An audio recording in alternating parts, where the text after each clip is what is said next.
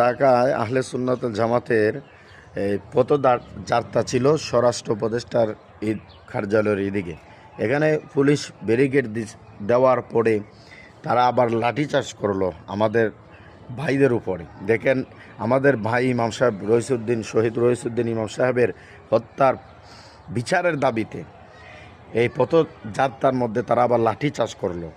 এখন আমরা এতদিন হয়ে গেল পুলিশ মামলা নিচ্ছে না। পুলিশ তো স্বৈরাচার হয়ে গেছে, আবার স্বৈরাচারি করছে পুলিশ তো কোনো স্বৈরাচারি ছাড়ে নাই, এই আবার লাঠিচার্জ করলো।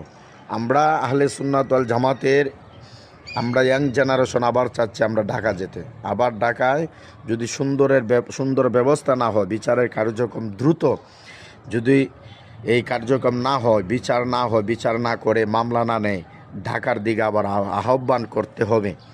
ঢাকার দিকে আবার যেতে হবে সবাই, সারা বাংলাদেশের সুন্নি জনতা আবার ঢাকা যাবে ইনশাল্লাহ।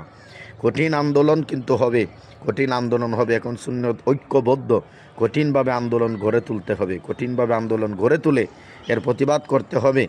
ইমাম সাহেব রইসুদ্দিন ভাই, আমাদের ভাইয়ের উপরে যে মিথ্যা অপবাদ দিয়ে তাকে শহীদ করা হলো, এর বিচার এই বাংলার জমিনে আমরা করেই ছাড়বো ইনশাল্লাহ। বিচার হবে ইনশাল্লাহ, বিচার হবে।